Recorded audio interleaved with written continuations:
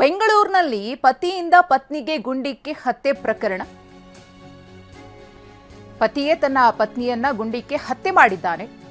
Divorce notice ನೀಡಿದ್ದಕ್ಕೆ ಪತ್ನಿ ಭುವನೇಶ್ವರಿ ಹತ್ಯೆ. ಪತ್ನಿಯನ್ನ ಹತ್ಯೆ ಮಾಡಿದ ಪಿಸ್ತೂಲ್ ಬಗ್ಗೆ ಪೊಲೀಸರಿಂದ ತನಿಖೆ. ಪತ್ನಿಯನ್ನ ಹತ್ಯೆ ಮಾಡೋದಕ್ಕೆ ಆತ ಬಳಸಿದಂತಹ ಪಿಸ್ತೂಲ್ ಸಿಕ್ಕಿದ್ದು ಹೇಗೆ? ಬಾಲಮುರುಗನ್ ಬಳಸಿದಂತಹ ಪಿಸ್ತೂಲ್ಗೆ ಲೈಸೆನ್ಸ್ ಇತ್ತಾ? ಇದ್ರ ಬಗ್ಗೆ ಪೊಲೀಸರು ತನಿಖೆಯನ್ನ ಮಾಡ್ತಿದ್ದಾರೆ. ಅಕ್ರಮವಾಗಿ ಪಿಸ್ತೂಲನ್ನ ಖರೀದಿಸಿ ಈ ಕೃತ್ಯಕ್ಕೆ ಈತ ಬಳಸಿದ್ನ ಅನ್ನೋದ್ರ ಬಗ್ಗೆಯೂ ಕೂಡ ತನಿಖೆ ನಡೆಯುತ್ತೆ ಮಾಗಡಿ ರಸ್ತೆ ಠಾಣೆ ಪೊಲೀಸರಿಂದ. ಕಳೆದ ರಾತ್ರಿಯಿಂದಲೂ ಕೂಡ ಪೊಲೀಸ್ ಠಾಣೆಯಲ್ಲೇ ಆತನ ವಿಚಾರಣೆ ಕೂಡ ನಡೀತಾ ಇದೆ.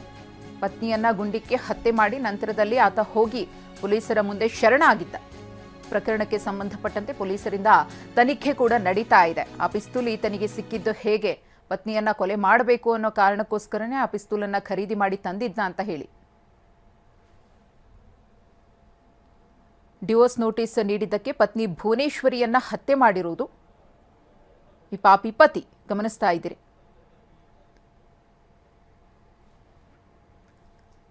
ಪತ್ನಿಗೆ ಶೂಟೌಟ್ ಏನ್ ಮಾಡಿದ್ನೋ ಅದಕ್ಕೆ ಬಳಸಿದಂತಹ ಪಿಸ್ತೂಲ್ ಬಗ್ಗೆ ಪೊಲೀಸರಿಗೆ ಇದೀಗ ಅನುಮಾನ ಇದೆ. ಅದಕ್ಕೆ ಲೈಸೆನ್ಸ್ ಇತ್ತಾ ಅಥವಾ ಅಕ್ರಮವಾಗಿ ಇದನ್ನ ಖರೀದಿ ಮಾಡಿ ತನ್ನ? ಒಂದು ವೇಳೆ ಅಕ್ರಮವಾಗಿ ಖರೀದಿ ಮಾಡಿದ್ದೇ ಆಗಿದ್ರೆ ಎಲ್ಲಿಂದ ಖರೀದಿ ಮಾಡಿ ತಂದಿದ್ದ ಅನ್ನೋದ್ರ ಬಗ್ಗೆ ಪೊಲೀಸರು ತನಿಖೆಯನ್ನ ಮಾಡ್ತಿದ್ದಾರೆ. ಮತ್ತೊಂದು ಕಡೆ ಸ್ಪಾಟ್ನ ದೃಶ್ಯಗಳನ್ನ ನೋಡ್ತಾ ಇದ್ದೀರಿ. ಆ ಮಹಿಳೆಯನ್ನ ಹತ್ಯೆ ಮಾಡಿದಂತಹ ಸ್ಥಳದ ದೃಶ್ಯ. ಕೌಟುಂಬಿಕ ಕಲಹ ಇತ್ತು, ಹಾಗಾಗಿ ಪತಿಯಿಂದ ದೂರ ಆಗೋದಕ್ಕೆ ವಿಚ್ಛೇದನವನ್ನ ಕೋರಿದ್ಲೇನೋ ಪತ್ನಿ. ನೋಟಿಸನ್ನ ನೀಡಿದ್ದಾರೆ. ಅದರಿಂದನೇ ಕೋಪಗೊಂಡಂತಹ ಪತಿ ಆಕೆಯ ಪ್ರಾಣವನ್ನೇ ತೆಗೆದಿದ್ದಾನೆ. ಮತ್ತಷ್ಟು ಮಾಹಿತಿಯನ್ನ ಕೊಡ್ತಾರೆ ನಮ್ಮ ಪ್ರತಿನಿಧಿ ಪ್ರದೀಪ್, ಯಾವಾಗ ಆದಂತಹ ಘಟನೆ, ಎಲ್ಲ ಆಯ್ತು ಇದು? ಸದ್ಯಕ್ಕೆ ಹೇಗೆ ನಡೀತಾ ಇದೆ ಪ್ರಕರಣದ ವಿಚಾರಣೆ? ಮಧುಶ್ರೀ, ನಿನ್ನೆ ಸಂಜೆ 6:30 ಸುಮಾರಿಗೆ ಬಸವೇಶ್ವರ ನಗರ ಪೊಲೀಸ್ ಠಾಣೆ ಬಳಿಯಲ್ಲಿ ಒಂದು ಘಟನೆ ನಡೆದಿರುವಂತದ್ದು. ಅಂದ್ರೆ ಅದು ಮಾಗಡಿ ರೋಡ್ ಪೊಲೀಸ್ ಠಾಣೆ ವ್ಯಾಪ್ತಿಗೆ ಬರುವಂತದ್ದು.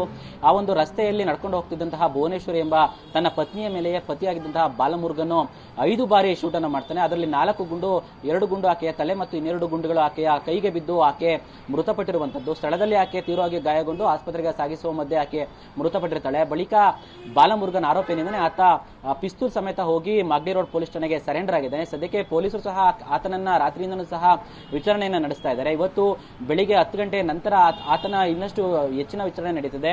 ಆತ ಪ್ರಮುಖವಾಗಿ ಇಲ್ಲಿ ಪಿಸ್ತೂಲ್ ಅನ್ನ ಬಳಸಿದ್ದು ಅಕ್ರಮವಾಗಿ ತಂದಿದ್ದಾದ್ರೆ ಎಲ್ಲಿಂದ ತಂದಿದ್ದ, ಇದ್ರ ಜೊತೆಗೆ ಆ ಪಿಸ್ತೂಲ್ ಯಾವ ಮಾಡಲು ಮತ್ತೆ ಆ ಬಳಸಿದಂತಹ ಗುಂಡುಗಳೇನಿದೆ ಅದೆಲ್ಲವನ್ನು ಸಹ ಪೊಲೀಸರು ಈಗ ವಶಕ್ಕೆ ಪಡ್ಕೊಂಡು ಅದನ್ನ ಪರಿಶೀಲನೆ ಮಾಡ್ತಾ ಇದ್ದಾರೆ. ಜೊತೆಗೆ ಆತನನ್ನು ವಿಚಾರಣೆ ಮಾಡಿ ಈಗಾಗಲೇ ಆತ ವಿಚಾರಣೆಯಲ್ಲಿ ತಾನು ಯಾಕೆ ಆಕೆಯನ್ನ ಕೊಲೆ ಮಾಡಿದ್ದೆ ಅನ್ನೋದ್ರ ಬಗ್ಗೆನೂ ಸಹ ಮಾಹಿತಿಯನ್ನು ನೀಡಿದ್ದಾನೆ. ಅದರಲ್ಲಿ ಪ್ರಮುಖ ಕಾರಣ ತನಗೆ ಡೈವರ್ಸ್ ನೋಟಿಸ್ ಅನ್ನ ಕಳಿಸಿದ್ದು. ಯಾಕಂತ ಹೇಳಿದ್ರೆ ಇಬ್ಬರಿಗೂ ಸಹ ವೈಮನಸ್ಸಿತ್ತು. ಆಕೆಯ ಮೇಲೆ ಕೂಡ ಅನುಮಾನವನ್ನು ನಾನು ಪಡ್ತಾ ಇದ್ದೆ. ಆಕೆಗೆ ಬೇರೆ ಸಂಬಂಧ ಇತ್ತು, ಹೀಗಾಗಿನೇ ಆಕೆ ಬೇರೆ ಕಡೆ ಹೋಗಿ ವಾಸ ಮಾಡ್ತಾ ಇದ್ದು. ಇದು ನನಗೆ ಇಷ್ಟ ಆಗಲಿಲ್ಲ, ಡೈವರ್ಸ್ ನೋಟಿಸ್ ಕೂಡ ಕೊಟ್ಟಿದ್ಲು, ಹೀಗಾಗಿ ನಾನು ಆಕೆಯ ಮೇಲೆ ಶೂಟ್ ಮಾಡಿದ್ದೆ ಅಂತ ಹೇಳಿ ಆತ ಹೇಳಿಕೆ ಕೊಟ್ಟಿದ್ದಾನೆ. ಈಗ ಫರ್ದರ್ ಎನ್ಕ್ವೈರಿ ಅಂತ ಹೇಳಿದ್ರೆ ಆ ಪಿಸ್ತೂಲ್ ಅನ್ನ ಎಲ್ಲಿ ತಂದಿದ್ದ, ಅಥವಾ ಲೈಸೆನ್ಸ್ ಇತ್ತ ಅಥವಾ ಅಕ್ರಮವಾಗಿ ಏನಾದ್ರು ತಂದಿದ್ನ, ಎಲ್ಲಿ ತಂದಿದ್ದ ಅನ್ನೋದ್ರ ಬಗ್ಗೆ ಈಗ ಮಾಗಡಿ ರೋಡ್ ಪೊಲೀಸರು ವಿಚಾರಣೆಯನ್ನ ಮುಂದುವರಿಸ್ತಾ ಇರುವಂತದ್ದು. ಸದ್ಯಕ್ಕೆ ಆತ ಈಗ ಪೊಲೀಸರ ವಶದಲ್ಲಿರುವಂತದ್ದು. ಮಧುಶ್ರೀ, ಧನ್ಯವಾದ ಪ್ರದೀಪ್ ತಮ್ಮ ಮಾಹಿತಿಗಾಗಿ.